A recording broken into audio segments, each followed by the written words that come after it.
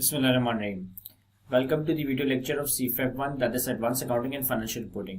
आज की इस वीडियो में हम विंटर 2022 के अटेम्प्ट का क्वेश्चन नंबर 3 सॉल्व करेंगे। तकरीबन 25 मार्क की वेटेज इस सवाल की। इस सवाल में एक एडजस्टमेंट हमारी IFRS 16 लीजेस से टेस्ट की गई है, दो एडजस्टमेंट्स हमारी IFRS 9 फाइनेंशियल इंस्ट्रूमेंट से टेस्ट की गई है और हमें ओवरऑल इस सवाल में बैलेंस शीट और पीनल वगैरह के एक्सट्रैक्ट्स बनाने हैं। तो हमारे सामने विंटर 2022 के अटेम्प्ट का क्वेश्चन नंबर 3 है। Following are the details of the few transactions of Badminton Limited. हमारे पास एक कंपनी है बैडमिंटन लिमिटेड, इसके हवाले से 3 ट्रांजैक्शंस गिवन है। इन ट्रांजैक्शन को रीड करने से पहले अगर मैं सवाल की रिक्वायरमेंट को देखूं तो रिक्वायरमेंट में कहता है prepare the extracts including comparative figures relevant to the above transaction from the company's statement of financial position and the statement of profit and loss and other comprehensive income for the year ended 31 December 2021 in accordance with IFRS। हमें इस company के extract draw करने हैं, balance sheet के extract draw करने हैं, income statement के, P&L के, OCI के एक्सट्रैक्ट ड्रॉ करने हैं टुगेदर विद कंपैरेटिव्स, और हमारा ईयर एंड 31 दिसंबर 2021 है। कहता है notes to the financial statements and bifurcation of current and non current portion in the statement of financial positions are not required. हमें notes to the financial statements की requirement नहीं है और हमें एसेट और लायबिलिटीज को करंट और non current portion में बाइफरकेट करने की जरूरत नहीं है। अब सवाल की एक एक एडजस्टमेंट रीड करते हैं और फिर अकॉर्डिंगली सॉल्व करने की कोशिश करते हैं। पॉइंट नंबर 1, ऑन 1 जनवरी 2020 BL acquired a building on lease for a non-cancelable period of 4 years at ₹45 per annum payable in arrears. The agreement contained an option for BL to extend the lease for further 3 years at ₹45 per annum payable in arrears. On 1st January 2020, BL incremental borrowing rate was 15% per annum and BL was not reasonably certain that option to extend the lease term will be exercised. 1st January 2020 पे हमारी company ने एक 4 साल की non कैंसेबल period lease पे एक asset लिया, 45 million per annum का रेंटल है, रेंटल इन एरियाज है। इस लीज एग्रीमेंट में एक एक्सटेंशन ऑप्शन था कि 4 साल के बाद हम चाहे तो लीज को फर्दर 3 इयर्स के लिए रिन्यू कर सकते हैं और जो रेंट है वो 45 ही रहेगा। 1 जनवरी 2020 पे हमारा इंक्रीमेंटल बोरिंग रेट है 15% और कंपनी इस बात पे रीजनेबली सर्टेन नहीं है कि कंपनी एक्सटेंशन ऑप्शन को एक्सरसाइज करेगी, यानी कि हमारा ओरिजिनली जो लीज टर्म कंक्लूड होगा वो 4 इयर्स होगा। फिर कहता है हाउएवर ऑन 1 जनवरी 2021, अगले साल के पहले दिन, करंट ईयर के पहले दिन, however on 1 January 2021 BL was reasonably certain that the option to extend the lease term will be exercised due to increasing rentals in the market. BL incremental borrowing rate was 14% per annum on that day. कह रहा है कि 1 जनवरी 2020 पे हमारी original lease agreement हुआ, एक साल के बाद 1 जनवरी 2021 पे, और हमारा जो करंट ईयर एंड है वो 31 दिसंबर 2021 है। तो करंट ईयर के पहले दिन कंपनी ने ये रीजनेबली डिसाइड कर लिया, ये रीजनेबली सर्टेन कर लिया कि हम इस एक्सटेंशन ऑप्शन को एक्सरसाइज करेंगे।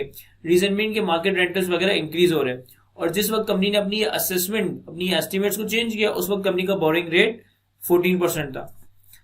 ऑन 1 जुलाई 2021, फिर 6 महीने के बाद, company sublease this building for a lease term of 5.5 years at ₹24 million payable semi annually in advance. कह रहा है 1 जुलाई 2021 पे कंपनी ने ये बिल्डिंग सबलीज कर दी 5.5 सालों के लिए, 5.5 year के लिए, और रेंटल डिसाइड हुआ है 24 मिलियन का सेमी एनुअल रेंटल है इन एडवांस, और कंपनी ने जो 5.5 साल के लिए बिल्डिंग लीज पे दी है, इसमें कंपनी को 24 million semi annual in advance rental receive हो रहा होगा। तो बेसिकली इस सवाल में IFRS 16 लीजेस के 2-3 कॉन्सेप्ट टेस्ट किए गए। सबसे पहले तो हमारी लीज की इनिशियल रिकॉग्निशन होगी, फिर 1 साल के बाद हमारी लीज की रिमेजरमेंट होगी जिसके नतीजे में हमारा जो लीज टर्म है वो इंक्रीज हो जाएगा। फिर 6 महीने के बाद हमने वो एसेट सबलीज कर दिया, तो हम यहाँ पे सबलीज की पर्सपेक्टिव से भी, सब लेसोर की पर्सपेक्टिव से भी अकाउंटिंग ट्रीटमेंट को देख रहे होंगे। तो एक एक एडजस्टमेंट को रीड करते हैं, एक एक एडजस्टमेंट को सॉल्व करते हैं और फिर हम अगली एडजस्टमेंट पर आएंगे। चलिए सर सॉल्व करते हैं सवाल को। मैंने अपने सामने एक बस फाइनल आंसर के लिए फॉर्मेट बना दिया जिसमें हमारे पास कंपनी का नाम, statement of financial position as on 31 December 2021 together with comparative, तो 31 दिसंबर 2021 और 31 दिसंबर 2020 पे हम बैलेंस शीट और टोटल कॉम्प्रिहेंसिव इनकम के नंबर्स जो भी कैलकुलेट करते जाएंगे रेलेवेंट एडजस्टमेंट्स में, वो अकॉर्डिंगली अपने मेन आंसर में प्लॉट करते जाएंगे। अब सबसे पहले आते हैं एडजस्टमेंट नंबर 1।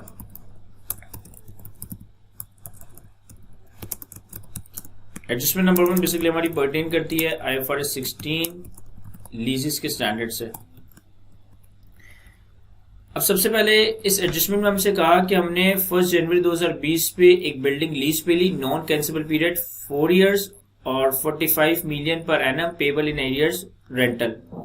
इनिशियली हमने लीज को एक्सटेंड नहीं करना था, इवन दो कि इसमें 3 साल का एक्सटेंशन ऑप्शन था और 15% का इंक्रीमेंटल बोरिंग रेट है। तो सबसे पहले अगर मैं इनिशियली अपने सारे नंबर्स कैलकुलेट करूं, हमारे पास रेंटल्स इन एरियर्स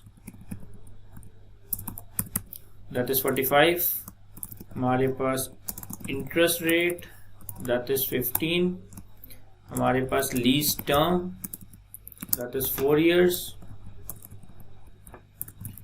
तो अगर हमारे पास 45 के रेंटल्स हैं, 15% का इंटरेस्ट रेट है और 4 साल की लीज टर्म है, इन तीन नंबर्स को रखते हुए अगर हम लीज लायबिलिटी का नंबर कैलकुलेट करें, लीज लायबिलिटी ऑन 1 जनवरी 2020, तो ये आ जाएगा हमारे पास present value of 4 rentals of ₹45 in arrears at 15%।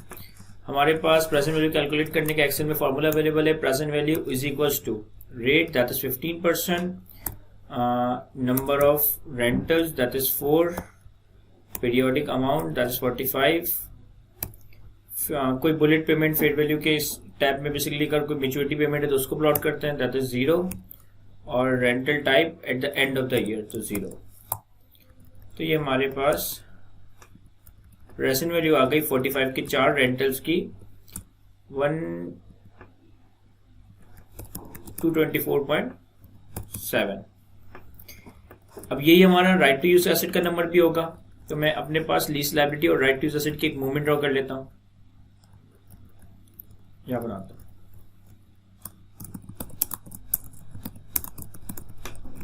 Lease liability और राइट टू यूज एसेट। सबसे पहले हमने एज एट 1 जनवरी 2020 पे हमने लीज लायबिलिटी कैलकुलेट की 224.7 और 224.7 से हमने right to use asset record किया होगा। अब पहले साल के आखिर तक आते तो हमने इंटरेस्ट एक्सपेंस रिकॉर्ड किया होगा 15% से। तो इंटरेस्ट एक्सपेंस जब 15% से रिकॉर्ड करेंगे तो हमारी लीज लायबिलिटी 15% से अनवाइंड हो रही होगी। फिर हमने रेंटल की पेमेंट्स को रिकॉर्ड किया होगा, रेंटल की पेमेंट कितनी थी 45, और हमने अपने राइट टू यूज एसेट के ऊपर डेप्रिसिएशन रिकॉर्ड किया होगा। चूंकि 4 साल की लीज टाइम है तो जो भी हमारा राइट टू यूज एसेट है इसे मैं डिवाइडेड बाय 4 कर देता हूँ। तो ये मैंने पहले साल की एक मूवमेंट बनाने की कोशिश की कि मैंने लीज लायबिलिटी को 15% इंटरेस्ट से अनवाइंड किया, 45 का रेंटल माइनस किया, राइट टू यूज एसेट को 4 ईयर की टर्म्स पे डेप्रिशिएट किया। तो ये हमारे पास लीज लायबिलिटी का और राइट टू यूज एसेट का नंबर आ गया एज एट 31 दिसंबर 2020। ठीक हो गया। इसके बाद कहता है सेकंड पैरा में कि 1 जनवरी 2021 में हमें ये रीजनेबली सर्टेन हो गया कि हम जो है ना लीज टर्म अपना एक्सरसाइज कर रहे होंगे, बार्गेन परचेज ऑप्शन एक्सरसाइज कर रहे होंगे, यानी कि ओरिजिनल 4 साल की लीज टर्म थी, 3 साल का एक्सटेंशन ऑप्शन, यानी कि ओरिजिनल जो लीज टर्म मैक्सिमम हमारा लीज पीरियड था वो 7 साल था। 1 साल अब हम गुजार चुके हैं और अब हम सोच रहे हैं कि हम बार्गेन एक्सटेंशन ऑप्शन को एक्सरसाइज करेंगे। तो जो नॉन कैंसिलेबल पीरियड के 4 साल में 1 साल गुजर गया तो 3 साल वो रह गए और 3 साल इसको एक्सटेंड कर सकते हैं, यानी कि अब जो हमारी न्यू लीज टर्म है वो 6 ईयर है। 31 दिसंबर 2020 पे अगर मैं अपनी न्यू लीज टर्म देख रहा हूं तो वो 6 साल आ रही होगी और 14% का जो है ना हमारा इंटरेस्ट रेट है। तो अब हम करते यह है कि हम दोबारा से लीज लायबिलिटी का नंबर कैलकुलेट करता है, और अब ये लीज लायबिलिटी का नंबर हम कैलकुलेट कर रहे हैं 1 जनवरी 2021 पे। ये कैसे कैलकुलेट करेंगे? Present value of 6 rentals, present value of 6 rentals of ₹45 in arrears। अब रिमेनिंग 6 रेंटल्स इस वजह से कि original non cancellable lease term के 3 साल और 3 साल एक्सटेंशन ऑप्शन के, और अब जो हमारे पास डिस्काउंट रेट है वो है 14%। तो अगर हम प्रेजेंट वैल्यू कैलकुलेट करें 45 की 6 रेंटल्स की 14% डिस्काउंट रेट से, तो present value rate that is 14%, number of rentals that is 6, amount that is minus 45, fair value 0 और rental at the end of the year तो ये हमारे पास प्रेजेंट वैल्यू आ गई 174।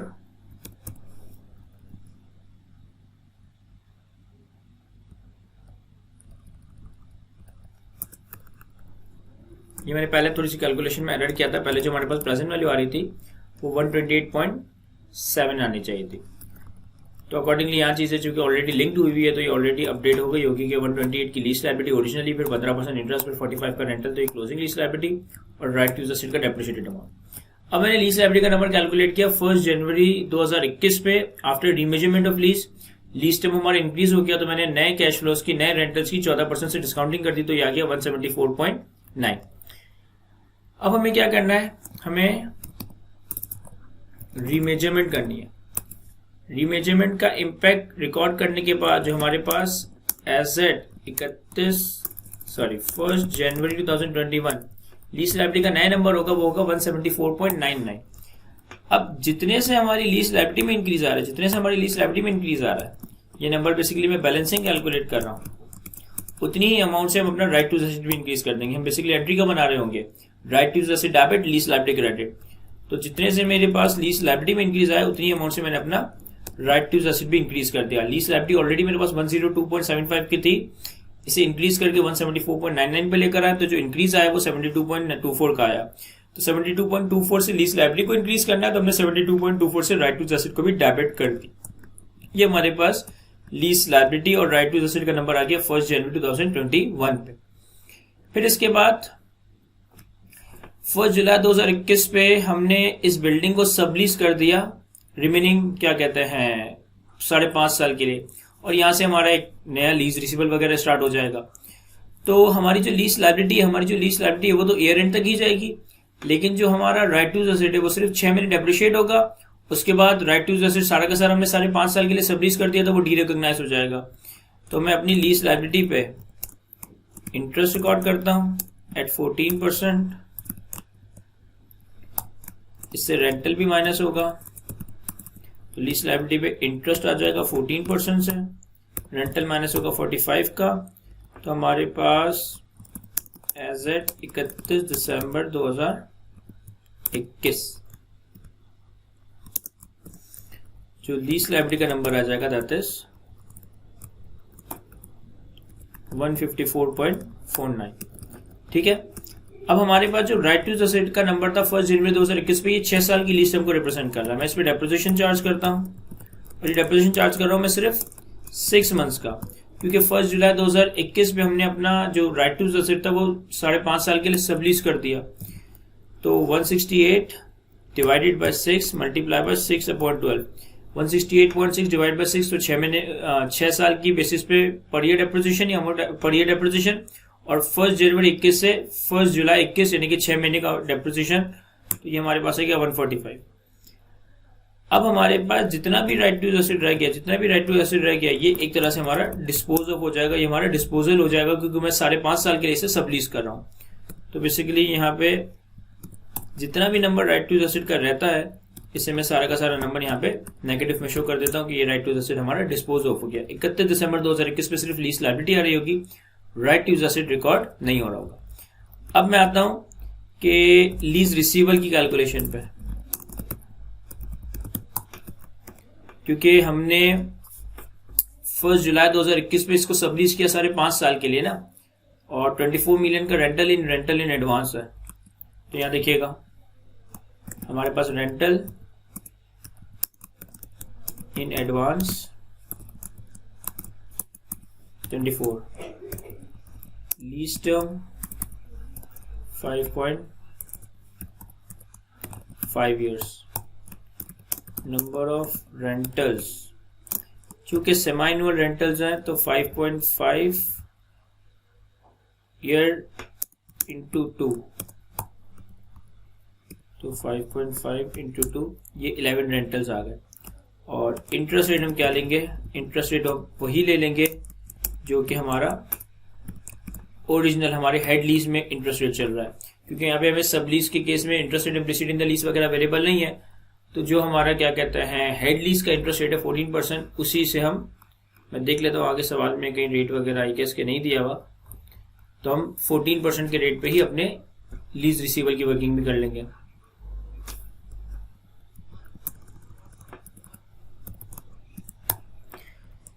लीज रिसीवेबल कैलकुलेट करता है।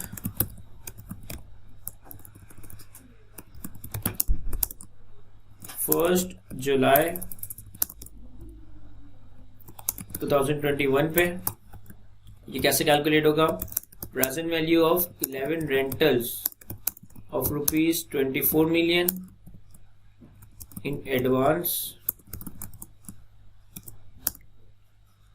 एट 7%। चूंकि 24 मिलियन का रेंटल सेमी एनुअल रेंटल है तो मैंने 14% के इंटरेस्ट को भी डिवाइडेड बाय 2 कर दिया तो ये 7% हो गया। तो प्रेजेंट वैल्यू कैलकुलेट कर लेता है। Present value is equal to rate 7%, number of rentals 11, amount -24, कोई बुलेट पेमेंट नहीं है और rental type at the beginning of the period. तो ये हमारे पास आ गया 192.57। अब देखिए 192.57 का हमारे पास लीज रिसीवेबल रिकॉर्ड हुआ। तो बेसिकली अगर मैं सिंपल सी जनरल एंट्री बनाऊं तो लीज रिसीवेबल हमारे पास डेबिट हो रहा होगा, जो भी अमाउंट आया that is 192.57। Right to use asset जो भी मेरे पास था वो मेरा डी रिकॉग्नाइज हो रहा होगा, दैट इज 154। और मेरे पास गेन ऑन डिस्पोजल आ जाएगा जो कि P&L में रिकॉग्नाइज होगा, दैट इज 192 माइनस 154 38 का। अब हमने ये जो लीज रिसीवेबल रिकॉर्ड किया है, प्रेजेंट वैल्यू हमने लीज रिसीवेबल की रिकॉर्ड की 1 जुलाई 2021 पे, इसकी भी एक मूवमेंट बना लेते हैं।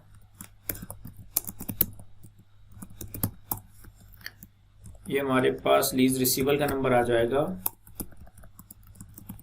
एज एट 1 जुलाई 2021।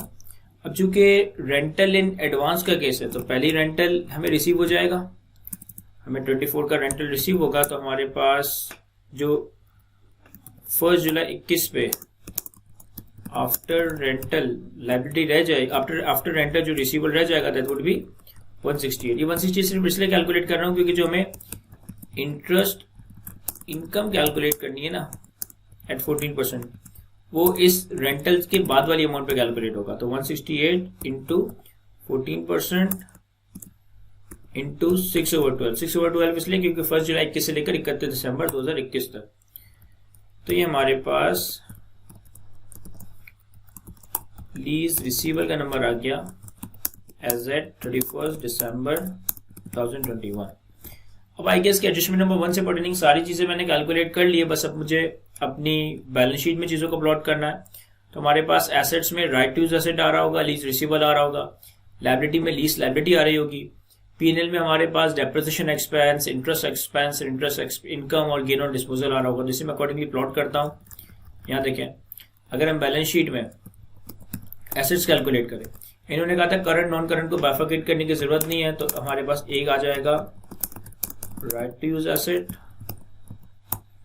दूसरा आ जाएगा लीज रिसीवेबल, ठीक है। और हमारे पास लायबिलिटीज में लीज लायबिलिटी। इसी तरह हमारे पास statement of profit and loss में एक हमारे पास इंटरेस्ट एक्सपेंस आ रहा होगा, एक हमारे पास डेप्रिसिएशन एक्सपेंस आ रहा होगा, एक हमारे पास इंटरेस्ट इनकम आ रही होगी और एक हमारे पास गेन ऑन डिस्पोजल या gain on disposal of right to use. ठीक हो गया। अब देखें राइट टू यूज एसेट का नंबर 31 दिसंबर 2020 पे हमने कैलकुलेट किया है ऑलरेडी। 31 दिसंबर 2020 पे right to use asset before remeasurement 96.36 और राइट टू यूज एसेट का नंबर 31 दिसंबर 2021 पे 31 दिसंबर 2021 पे राइट टू यूज एसेट खत्म हो गया था क्योंकि हमने डिस्पोज ऑफ कर दिया था, तो 0। इसी तरह से lease receivable, sir lease receivable 31 दिसंबर 2020 पे तो एग्जिस्ट ही नहीं करता था क्योंकि हमने सब लीज ही 1 जुलाई 21 पे किया और 31 दिसंबर 21 पे हमने हमारा जो लीज रिसीवेबल का नंबर बनेगा दैट इज 180.37। इसी तरह लीज लायबिलिटी, सर 31 दिसंबर 2020 पे जो हमारी लीज लायबिलिटी थी दैट इज 102.75 और 31 दिसंबर 2021 पे जो हमारी lease liability that is 154.49। Sir interest expense पे आते हैं, हमारी लीज लायबिलिटी पे दोनों सालों में हमें इंटरेस्ट एक्सपेंस रिकॉर्ड करना है। 2020 में जो इंटरेस्ट एक्सपेंस था दैट इज 19.27, चूंकि एक्सपेंस है तो मैं इसे नेगेटिव शो कर रहा हूं, और 2021 में जो इंटरेस्ट था दैट इज 24.5। हमें डेप्रिसिएशन भी रिकॉर्ड करना है, डेप्रिसिएशन एक्सपेंस। सर 2020 में जो राइट टू यूज एसेट पे पूरे साल का डेप्रिसिएशन था दैट इज 32.12। 2021 में जो राइट टू यूज एसेट पे डेप्रिसिएशन था वो सिर्फ 6 महीने का डेप्रिसिएशन था दैट इज 14.05। इसके बाद गेन ऑन डिस्पोजल हमने 2021 पे सबलीज किया, तो 2020 में कोई गेन और लॉस नहीं है, 2021 में गेन और लॉस आ जाएगा जो हमने कैलकुलेट किया हुआ है। हमारे पास गेन है 38.02। और इसी तरह से जो हमारी इंटरेस्ट इनकम है वो लीज रिसीवेबल है, रिसीवेबल पे है, जो कि ओरिजिनेट ही 2021 में हुआ है, तो 2020 में कोई इंटरेस्ट इनकम नहीं है। और इंटरेस्ट इनकम लीज रिसीवेबल पे 2021 के आखिरी के 6 महीने में थी 11.8। तो यहां तक हमने बैलेंस शीट और पीएनएल से परटेनिंग इस एडजस्टमेंट के जो नंबर थे उनको सबको लिंक कर लिया है। कॉपी करने से तो फिर हम अगली एडजस्टमेंट पर आते हैं। चलिए सर एडजस्टमेंट नंबर 2 पर आते हैं। एडजस्टमेंट नंबर 2 में कहता है ऑन 1 सितंबर 2020 company entered into a contract for the purchase of manufacturing plant at a cost of $1.5 million. On the same date, BL entered into a forward contract with a bank for the purchase of $1.5 million at a fixed rate in order to hedge the cash flow relating to the purchase of the plant. The forward contract would be settled after 7 months, that is 1 September 2021, when the payment need to be made against the plant. Relevant exchange rate as per USD are as follow. 1 सितंबर 2020 यानी कि last year company ने contract किया एक manufacturing plant को purchase करने के लिए $1.5 million। अब कंपनी ने $1.5 million में प्लांट परचेज करने के लिए पेमेंट करनी है, यानी कंपनी को डॉलर्स रिक्वायर्ड होंगे। तो कंपनी का ये रिस्क है कि कहीं आने वाले वक्तों में एक्सचेंज रेट इंक्रीज ना हो जाए और डॉलर की रेट बढ़ ना जाए। तो इस रिस्क को मिटिगेट करने के लिए, ओवरकम करने के लिए, हेज करने के लिए कंपनी ने एक फॉरवर्ड कॉन्ट्रैक्ट टू बाय $1.5 कर लिया। और ये कॉन्ट्रैक्ट की जो सेटलमेंट है वो 1 अप्रैल 2021 पे होगी, जब हमें इस प्लांट की पेमेंट करनी है। फिर हमें इन्होंने 1 सितंबर 2020, 31 दिसंबर 2020 that is our year end, और 1 अप्रैल 2021 इन डिफरेंट डेट्स के ऊपर स्पॉट रेट और फॉरवर्ड रेट दिए हुए। You may assume that all IFRS 9 condition for the application of cash flow hedge accounting have been met. Cash flow hedge accounting apply करनी हमने यहाँ पे। And 31 December 2021 the plant was still in the installation phase and a cost of 24 million has been incurred on the installation. 31 दिसंबर 2021 तक अभी installation इसकी चल रही है और 24 मिलियन का खर्चा हमारा इंस्टॉलेशन पे हो गया। अब देखें, सबसे पहले तो मैं क्या करता हूं कि हमारे पास एडजस्टमेंट नंबर 2 जो कि IFRS 9 cash flow hedge reserves, cash flow hedge accounting से पर्टेन करती है। सबसे पहले तो हम अपने ये देखते हैं कि स्पॉट ट्रांजेक्शन पे हमें गेन हुआ है या लॉस हुआ है, और हेज इंस्ट्रूमेंट पे हमें गेन हुआ है या लॉस हुआ है। तो हमारे पास 1 सितंबर 2020, 31 दिसंबर 2020 और 1 अप्रैल 2021, इन 3 डेट्स का डेटा अवेलेबल है। सबसे पहले हमारे पास स्पॉट रेट अवेलेबल है और हमारे पास फॉरवर्ड रेट अवेलेबल है। सर स्पॉट रेट है हमारे पास 167, 177 एंड 190, 167, 177 एंड 190, ठीक है। और फॉरवर्ड रेट अवेलेबल है 183, 187, 183, 187 और 190, क्योंकि मैच्योरिटी रेट पे स्पॉट रेट और फॉरवर्ड रेट बराबर हो जाएगा।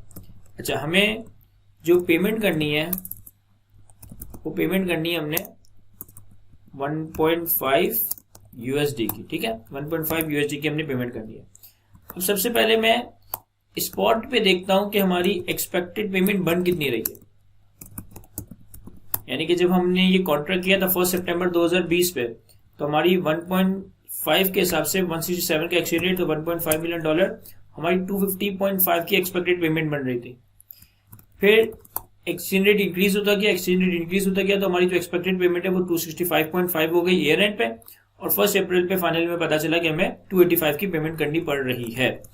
यानी कि हमारी जो हेज ट्रांजेक्शन है ये बेसिकली हमारा हेज आइटम है। इस हेज आइटम पे हमें यहाँ पे इफेक्टिवली लॉस हुआ है। तो अगर मैं क्यूमुलेटिव लॉस लिखता रहूं, किस तरीके से, सबसे पहले ये तो date of agreement, date of contract, फिर ईयर एंड तक हमें पता चला कि हमारी एक्सपेक्टेड पेमेंट 250 से बढ़कर 265 हो गई है। तो 250 माइनस 265, 15 का क्यूमुलेटिव लॉस। ऑल्दो ये लॉस रिकॉर्ड कहीं नहीं करना, ये सिर्फ हम कैलकुलेट कर रहे हैं ताकि अपने हेज इंस्ट्रूमेंट के ऊपर इफेक्टिव इनइफेक्टिव पोर्शन कैलकुलेट सके। और फिर 1 अप्रैल 2021 तक सर हमें मालूम हुआ कि जो डे 1 पे 250 की पेमेंट करनी थी अब वो इंक्रीज होते होते 285 हो गई, यानी कि क्यूमुलेटिवली 234.5 तक का लॉस एक तरह से हमें कैश फ्लोज में बर्दाश्त करना पड़ रहा है। दूसरी तरफ अगर हम अपनी हेज ट्रांजेक्शन देखें, हेज इंस्ट्रूमेंट को देखें, तो हमने 183 का रेट लॉक कर लिया था और आने वाले वक्तों में एक्सचेंज रेट इंक्रीज होता जा रहा है। अब अगर हमने 183 का रेट लॉक कर लिया था और आने वाले वक्तों में एक्सचेंज रेट इंक्रीज होता जा रहा है तो मैं तो 183 का ही बाय करूंगा, यानी कि फॉरवर्ड कॉन्ट्रैक्ट में मुझे क्यूमुलेटिव गेन हो रहा है। फॉरवर्ड कॉन्ट्रैक्ट में हमें क्यूमुलेटिव गेन हो रहा है। सर ये गेन किस तरह से कैलकुलेट करेंगे? अगेन यहां पे PKR value of forward contract 183.3 multiply पर 1.5 और इन तीनों को मैं 1.5 से। अब देखिए मैंने 183 का रेट लॉक कर लिया, यानी कि मैं 274.5 के डॉलर्स बाय कर सकता हूं।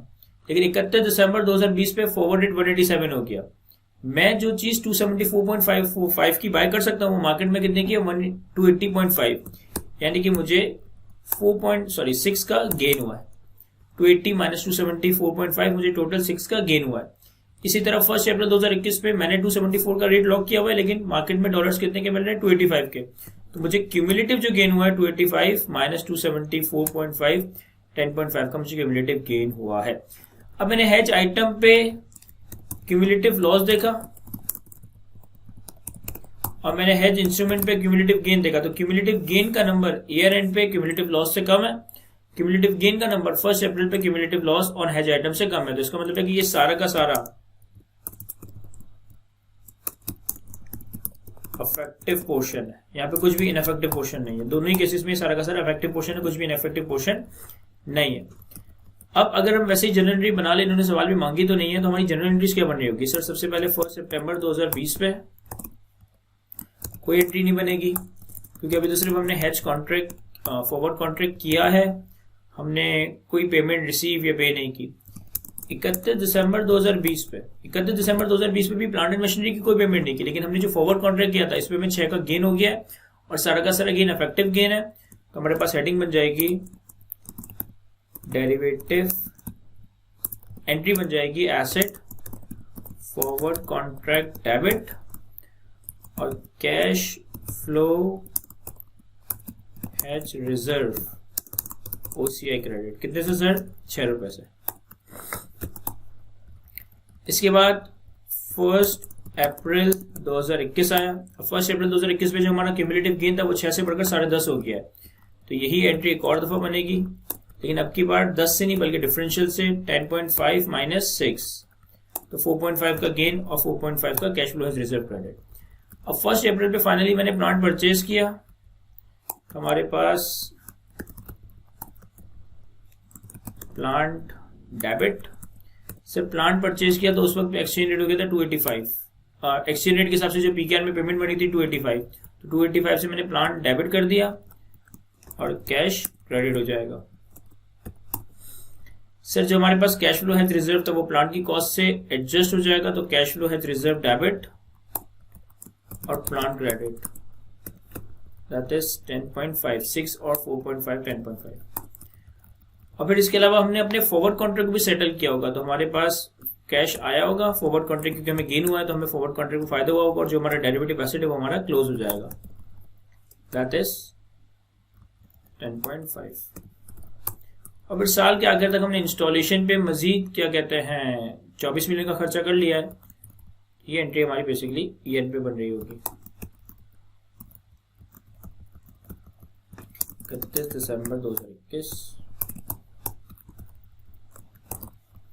24 से जो हमने इंस्टॉलेशन कॉस्ट इनकर की और कैश क्रेडिट।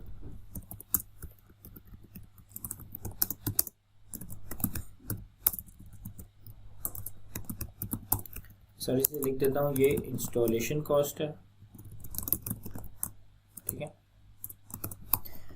तो ये हमने एडजस्टमेंट नंबर 2 की सारी जनरल एंट्रीज बना दी है। अब अकॉर्डिंगली इसे अपने बैलेंस शीट और इनकम स्टेटमेंट में प्लॉट कर देते हैं। देखिए बैलेंस शीट में हमारे पास एसेट्स में property, plant and equipment,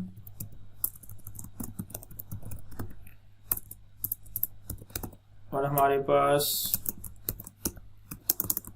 derivative asset forward contract. Liability में हमारे पास मेरे ख्याल कुछ नहीं आ रहा होगा। इक्विटी में हमारे पास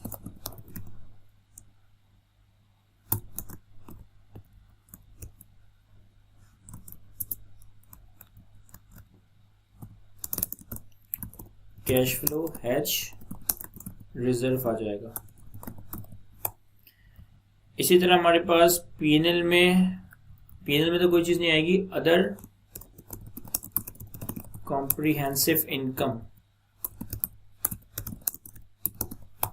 में हमारे पास gain on cash flow hedge आ जाएगा। वैसे तो मुझे नंबर्स याद हो गए, लेकिन हम लिंक कर लेते हैं। 31 दिसंबर 2020 पे जो गेन था वो 6 रुपये था। 31 दिसंबर 2021 पे जो गेन था वो 4.5 रुपये था।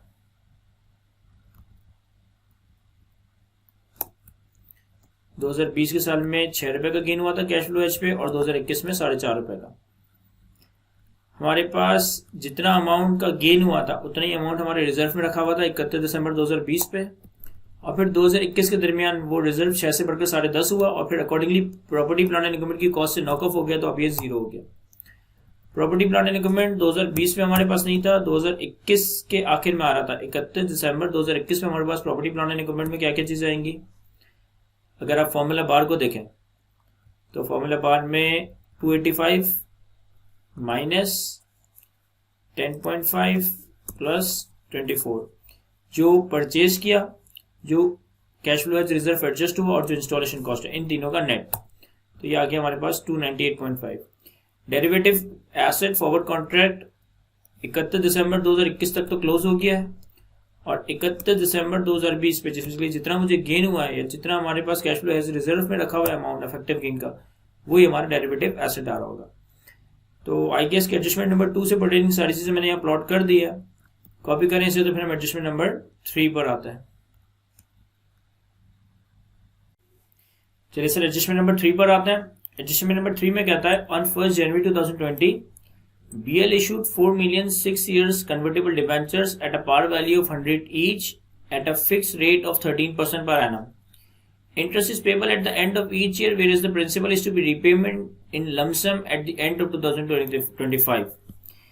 Debentures were issued with an option to convert 10 debentures into 3 ordinary shares of BL till the date of redemption. On initial recognition, the liability was not designated at measured at fairly through P&L. The market interest rate for non-convertible debenture issued by the entity having similar credit risk and tenure is 15% per annum. तो last year के पहले दिन 1 जनवरी 2020 में हमारी company ने 4 million debentures issue किए 100 रुपए की पार वैल्यू यानी कि 400 मिलियन, और इसके ऊपर कूपन डिसाइड हुआ है 13% के हिसाब से। हर साल के आखिर में कूपन पे किया जाएगा, और प्रिंसिपल जो है वो 6 साल के बाद 31 दिसंबर 2025 पे रीपे कर दिया जाएगा। इन डिबेंचर्स में ये ऑप्शन है कि हर 10 डिबेंचर के बदले कंपनी के 3 शेयर्स खरीदे जा सकते हैं। इनिशियली हमने इस लायबिलिटी को फेवरेबली थ्रू पीएनएल क्लासिफाई नहीं किया, यानी कि ये अमोर्टाइज कॉस्ट पे गई होगी। मार्केट इंटरेस्ट रेट एक ऐसा डिबेंचर का जिसमें ये कन्वर्जन फीचर ना हो वो 15% है। हमने 13% कूपन ऑफर किया क्योंकि हम अपने डिबेंचर में सामने वाले डिबेंचर होल्डर्स को कन्वर्जन फीचर भी दे रहे हैं। फिर कहता है on 1 January 2021 BL repurchase 1 million debentures of ₹112 per share। एक साल के बाद 1 जनवरी 2021 पे हमने 4 मिलियन में से 1 मिलियन डिबेंचर्स को रीपर्चेज कर लिया, रिडीम नहीं करवाया, रीपर्चेज कर लिया 112 रुपए की प्राइस पे। The market interest rate and the market value of the company share are given below. हमें 1 जनवरी 2020 पे 1 जनवरी 2021 पे इंटरेस्ट रेट पर एनम दिया हुआ है और मार्केट वैल्यू ऑफ शेयर दी हुई है। तो मार्केट वैल्यू ऑफ शेयर का तो कुछ भी नहीं करना, जो इंटरेस्ट रेट पर एनम दिया हुआ है इसकी बेसिस पे हम बेसिकली अपना लायबिलिटी कंपोनेंट, इंटरेस्ट कंपोनेंट और जो रीपर्चेज प्राइस है उसको repurchase price against liability, repurchase price against equity में बाइफरकेट कर रहे होंगे। तो सॉल्व कर लेते सर इस एडजस्टमेंट को भी। हमारे पास एडजस्टमेंट नंबर 3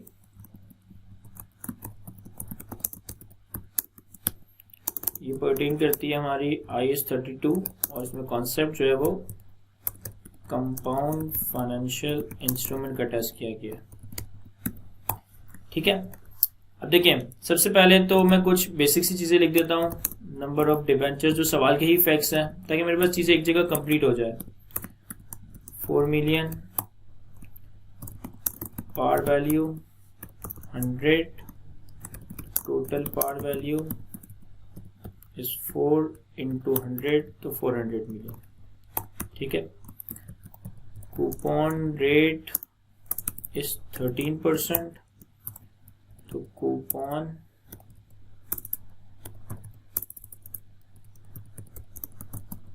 पेमेंट इस 400 का 13%, जो चले बस कूपन रेट ही लिख देते हैं यहाँ पे।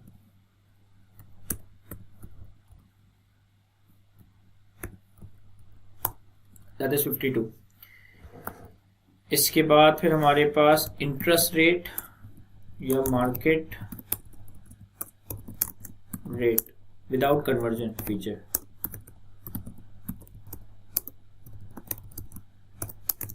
फर्स्ट जनवरी 2020 पे और मार्केट रेट 1 जनवरी 2021 पे। ये हमारे पास सवाल में अवेलेबल है। 1 जनवरी 2020 पे जो मार्केट रेट था वो 15% और 1 जनवरी 2021 पे 14%, तो 15% और 14%। अब सबसे पहले हम अपने पास एज एट 1 जनवरी 2020 पे वर्किंग करते हैं। तो हमारे पास fair value of compound financial instrument as a whole, जो में हमारे पास इस कंपाउंड फाइनेंशियल इंस्ट्रूमेंट की overall fair value as a whole वो कितनी है। सर हमने डे 1 पे 400 मिलियन का कैश रेज किया, तो 400 मिलियन। अभी 400 मिलियन से हमें लेस करना है liability component. Liability component calculate करने के लिए हमारे पास एक तो आ जाएगा प्रेजेंट वैल्यू ऑफ 6 कूपन्स, क्योंकि 6 साल का टर्म था, of ₹52 eight market rate that is 15%। मैं 52 मिलियन के 6 कूपन्स, मैं 52 मिलियन के 6 कूपन्स की 15% से डिस्काउंटिंग करता हूं। इसके बाद present value of ₹400 million at 15%, 6 years.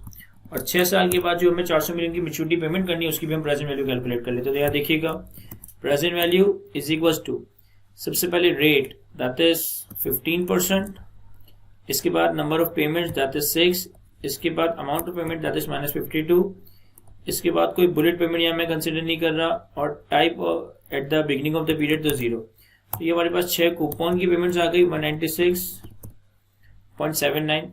इसी तरीके से जो मैं प्रिंसिपल रीपेमेंट करनी होगी तो 400 divided by 1 + 15% raise to the power 6,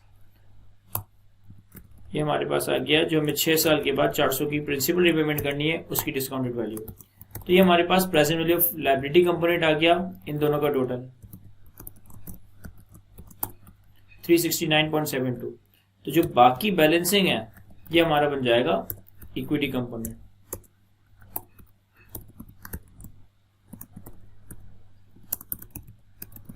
ठीक है, अब इक्विटी कंपोनेंट कैलकुलेट करने के बाद, लायबिलिटी कंपोनेंट कैलकुलेट करने के बाद मैं एक अमोर्टाइजेशन स्केड्यूल बनाता हूं। यहां देखें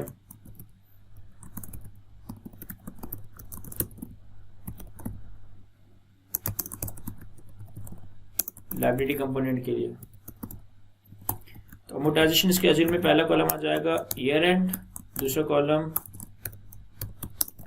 ओपनिंग लायबिलिटी, तीसरा column interest as per market rate that is 15%, उसके बाद कूपन पेमेंट और क्लोजिंग लायबिलिटी।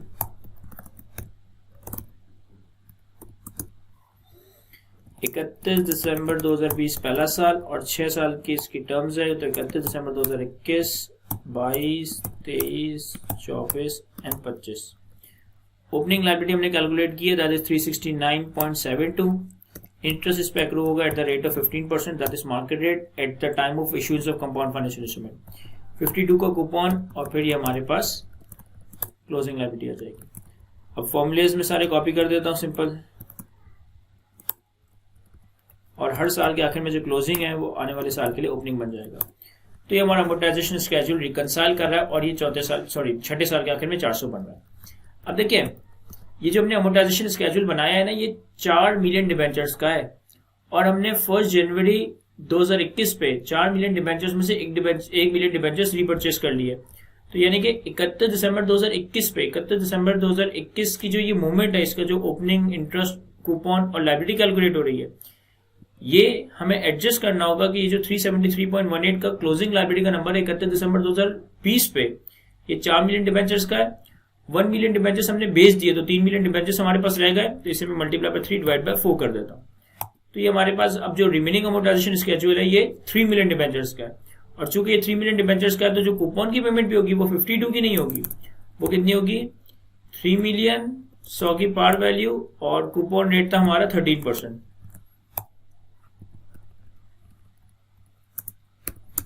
तो ये आ गया 39। अब ऐसा भी कर सकते हैं कि भाई 52 के कूपन हम पे कर रहे हैं 4 मिलियन डिबेंचर्स पे, तो 52 मल्टीप्लाई बाय 3/4 भी कर देंगे तो भी 39 ही आ जाएगा। जैसे कंफर्टेबल है हम वैसे कैलकुलेट कर लें।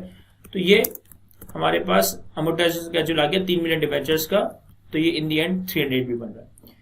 जब हमने इंटरेस्ट का नंबर कैलकुलेट कर लिया, अमोर्टाइजेशन स्केड्यूल बना लिया, एक चीज हमें ये करनी है कि हमने 1 जनवरी 2021 पे जो डिबेंचर्स रीपर्चेज किए, इन्होंने हमें रीपर्चेज प्राइस तो बता दी, दैट इज 112।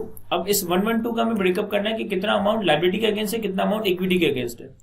तो यहां देखें, repurchase price for liability component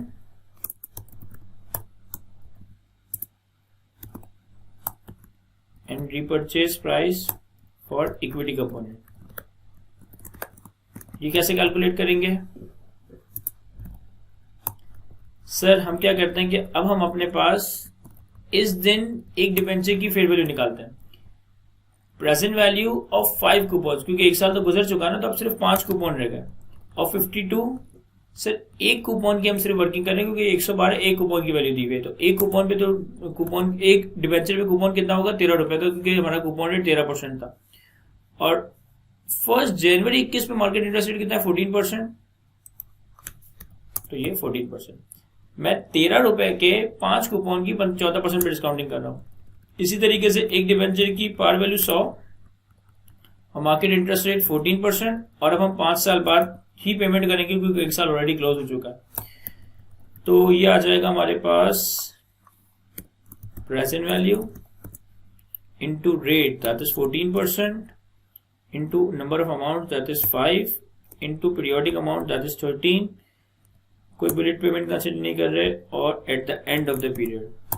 तो ये आ गया हमारे पास 44.63। इसी तरीके से 100 divided by 1 plus 14% raise to the power 5। मैंने 1 plus 14% raise to the power 5 और 100 की डिस्काउंटिंग, तो ये आ गया हमारे पास 51। हमारे पास टोटल प्रेजेंट वैल्यू बन गई एक डिबेंचर की, total present value, total market value आ गई एक डिबेंचर की 14% इंटरेस्ट रेट पे 96.57। तो ये हमारे पास repurchase price for liability component आ गया। बैलेंसिंग हमारा रीपर्चेज फॉर इक्विटी कंपोनेंट आ जाएगा, दैट इज 15.43। अब देखिए मैं जनरल एंट्री बनाता हूं कि मैंने 1 जनवरी 2021 पे क्या जनरल एंट्री बनाई होगी जब मैंने 1 मिलियन डिबेंचर्स को रीपर्चेज किया होगा। देखें हमारे पास से कैश क्रेडिट हुआ होगा, कितना 112 मल्टीप्लाई बाय 1 मिलियन, 112 रुपए पर डिबेंचर बाय किया और 1 मिलियन डिबेंचर्स बाय किए। ठीक है, हमारी debenture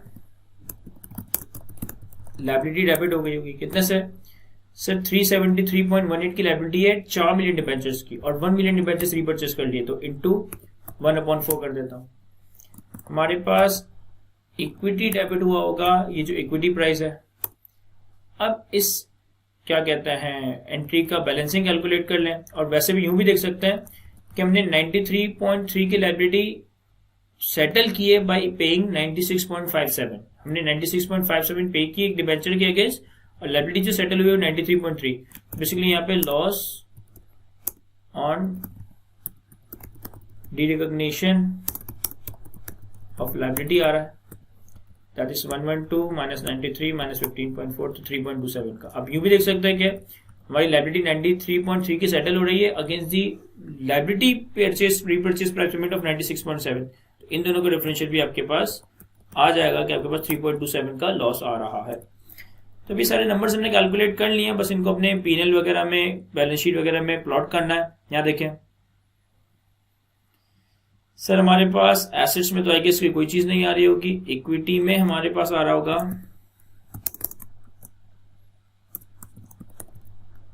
equity component against debentures. Liabilities में हमारे पास डिबेंचर्स लायबिलिटी आ रही होगी। P&L में हमारे पास अदर कॉम्प्रिहेंसिव इनकम में तो कोई चीज नहीं आ रही होगी, इंटरेस्ट एक्सपेंस ऑन डिबेंचर्स, और एक हमने पहले भी इंटरेस्ट एक्सपेंस लिखा था, ये मैं लिख देता हूँ interest expense on lease liability. ठीक है, पहले मैं इंटरेस्ट एक्सपेंस प्लॉट कर देता हूँ। यहाँ देखिएगा सर 31 दिसंबर 2020 पे जो इंटरेस्ट एक्सपेंस है दैट वुड बी 55.46। 31 दिसंबर 2021 पे जो इंटरेस्ट रेट होगा दैट वुड बी 41.98। अच्छा, P&L में एक और चीज आएगी, loss on derecognition of liability. तो जो हमने 1 मिलियन डिबेंचर्स 2021 में बेच दिए, इसका लॉस हमारे 31 दिसंबर 21 के P&L में आ रहा होगा। ये 3.27 समथिंग बन रहा था, 3.27। तो आई गेस इसकी P&L की सारी चीजें हो गई हैं। अब बैलेंस शीट पे देखिए, जब हमने 1 जनवरी 2020 पे डिबेंचर्स को रिकॉर्ड किया तो हमने कुछ अमाउंट लायबिलिटी कंपोनेंट में रिकॉर्ड किया था, और वो अमाउंट था हमारे पास 30.28। ठीक है, तो 30.28 का हमारे पास इक्विटी कंपोनेंट आ रहा होगा। अब जब हमने 1 जनवरी 21 पे कुछ डिबेंचर्स रीपरचेज कर लिए तो लायबिलिटी कंपोनेंट को डेबिट कर दिया 15 पॉइंट समथिंग से, तो जितना इक्विटी कंपोनेंट रह गया वो मैं कैसे कैलकुलेट कर रहा हूँ, 30.28 माइनस जितने से हमने लायबिलिटी कंपोनेंट को डेबिट कर दिया था on repurchase of 1 million debentures, that was 15.43। तो 30.28 माइनस 15.43 हमारे पास 14.84 रह गया। डिबेंचर लायबिलिटी हमारी 31 दिसंबर 2020 पे पूरे 4 मिलियन डिबेंचर्स की होगी, दैट इज 373.18, और 31 दिसंबर 2021 पे सिर्फ 3 मिलियन डिबेंचर्स की लायबिलिटी हमारे पास रह जाएगी, दैट इज 282.87। तो यहां तक आई गेस कि हमने सारी चीजें प्लॉट कर दी है, बैलेंस शीट में भी, P&L में भी, और यहां तक हमारे सवाल कंप्लीट होता है। आई होप कि मैं आपको अच्छे से एक्सप्लेन कर सका हूं। सुकून से तसल्ली से इसका सोल्यूशन कॉपी करें। आज के लेक्चर को हम यहीं तक रखते हैं। थैंक यू, अल्लाह हाफिज़।